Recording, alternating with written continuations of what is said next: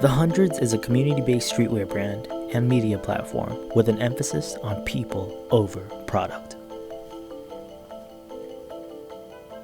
My name is Tommy Ayubi, and I'm a visual artist who dabbles in the physical.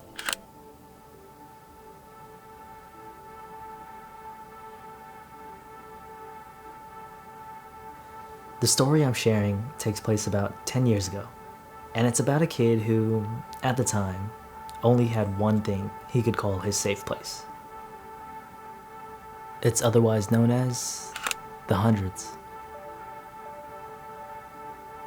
He discovered the Hundreds in his junior year of high school. Bobby quickly became one of his heroes. Through the internet, he saw Ben and Bobby carve out a place for themselves and their community right in front of his eyes. Their culture made him feel liberated. At 15, he saved up for his first 4-color press and got to printing. This would go on for the rest of high school. He'd be in the printing room during lunch and even late after school. He'd do anything to get involved.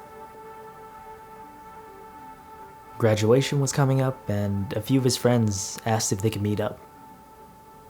They were having one of those conversations about the rest of their lives. He said that he loved art, and it would be cool for him to have his own brand one day. The conversation suddenly turned into an intervention. He couldn't even get a word in. He was being told to get real, that his work wasn't original, and that he'd never make it. He kept hearing, "We love you, man. We just want what's best for you."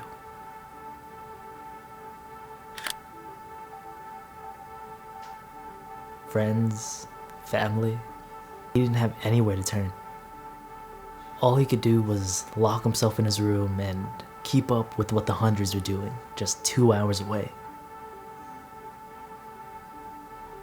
And before he knew it, a few years went by.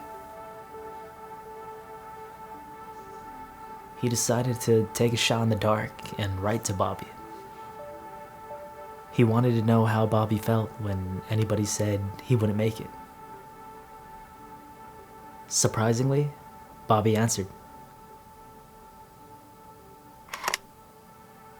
He replied by saying, "Sometimes it stings, sure, but I kinda live and work in my own bubble. I can truly only discourage or encourage myself. No one else really has as big of an effect on me. I'm the one who determines if I'm made or broken. No one else to blame, no one else to lean on, no one else to know what it's like. You can be your own worst enemy or your own best friend. Up to you."